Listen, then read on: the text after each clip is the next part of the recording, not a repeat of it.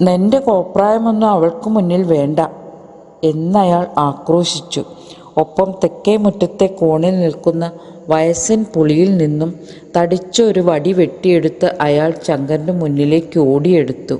ഭയത്താൽ സംഭ്രിതനായ അയാൾ മിഴികൾ ഇറുക്കിയടച്ച് തല്ലരുതേ എന്ന യാചനയോടെ മുഖം വക്രിച്ചു പിടിച്ച് പുരികങ്ങൾ എഴുന്നു നിൽക്കും വിധത്തിൽ ഇരു കരങ്ങളും കൊണ്ട് തൻ്റെ മുഖത്തെ തടയും വിധം നിലകൊണ്ടു.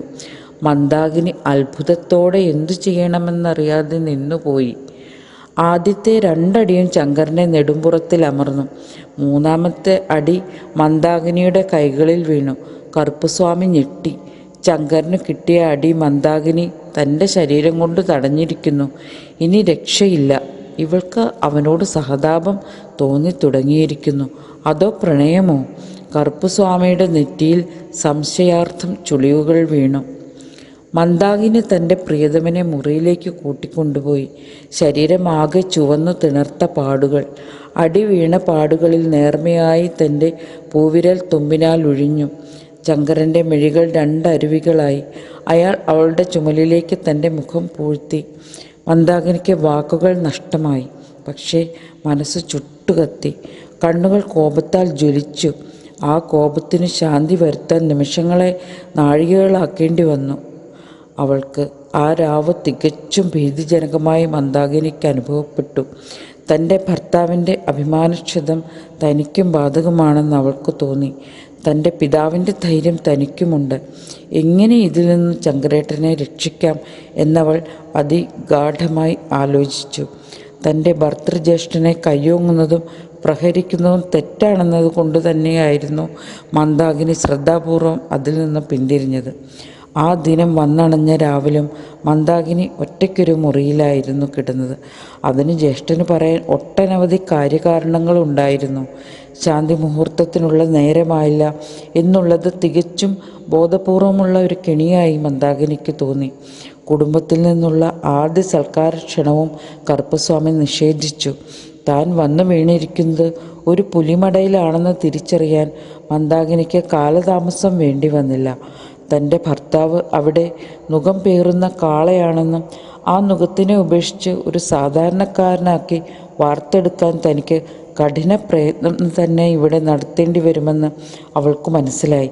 മറ്റാരുടെയും ശ്രദ്ധയിൽപ്പെടാതെ ഒളിച്ചു നടത്തുന്ന സംഭാഷണങ്ങൾ മാത്രമായിരുന്നു ഇരുവരുടെയും പ്രതീക്ഷ.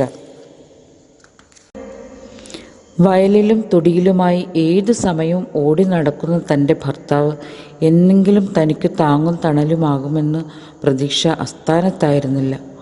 ഭാര്യ ഭർത്താക്കന്മാരെ ഇരുമുറികളിലായി ജീവിക്കാൻ പ്രേരിപ്പിച്ച ഭർത്താവിനെ സരോജം വിമർശിച്ചു.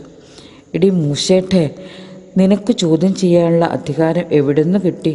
എന്നെ ഭരിക്കാനുള്ള അവകാശം എനിക്ക് മാത്രമാ. അല്ലെങ്കിൽ തന്നെ എന്തു കണ്ടിട്ടാ നീ കുറയ്ക്കണേ? ശരീരത്തിൽ എല്ലും തോലും മാത്രമേ നിനക്ക് ഞാൻ കണ്ടിട്ടുള്ളൂ. ഒരു പെണ്ണാണെന്ന് അവകാശപ്പെടാൻ എന്തർഹതയാണ് നിനക്കുള്ളത്? അയാൾ അവർക്കു നേരെ കയ്യോങ്ങി ആക്രോശിച്ചു. തനിക്കുള്ള ഭക്ഷണം എടുത്തു തരുന്നത് മന്ദാകിനിക്ക് മാത്രമുള്ള ജോലിയായി അയാൾ പ്രഖ്യാപിച്ചു. ഭക്ഷണം സേവിച്ചു കഴിയുന്നതുവരെ തനിക്കരിവിൽ നിന്നും വ്യതിചലിക്കാൻ പാടില്ല എന്നുള്ള നിബന്ധന അവൾക്ക് അസഹിഷ്ണുവായി തോന്നി. അതെല്ലാം ഒരു മരപ്പാവ കണക്കെ നോക്കി നിൽക്കാൻ മാത്രമേ ശങ്കരന് കഴിഞ്ഞുള്ളൂ. അയാൾ ഭക്ഷണം കഴിക്കുമ്പോൾ 7 അയലത്ത് വരാൻ മറ്റുള്ളവർക്ക് അനുവാദമുണ്ടായിരുന്നില്ല. വിവാഹാനന്തരം 7-ാം നാൾ മന്ദാകിനി മറ്റൊരു കാഴ്ച കണ്ടു. അപ്പുറത്തെ വിറകുപുരയുടെ മുറിയിൽ നിന്നും ഒരു നിഴലനക്കം.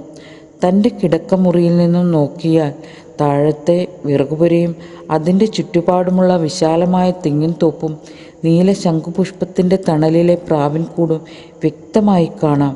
വർഷങ്ങൾ പഴക്കമുള്ള ശംഖുപുഷ്പത്തിൻ്റെ ചെടി കയറുപിരി പോലെ വളഞ്ഞ് പടങ്ങളായി 4 വശങ്ങളിലേക്കും പടർന്ന് പ്രാവിൻ്റെ കൂടിനെ പന്തലായി പരിണമിച്ചത് മന്ദാകിനി അത്ഭുതത്തോടെ നോക്കി നിന്നു പോയിട്ടുണ്ട്. അതിനരികിലൂടെ ആരായിരിക്കും അർദ്ധരാത്രി ആ പുരയിലേക്ക് പോയത്? അവൾ സാഗൂതം വീക്ഷിച്ചു.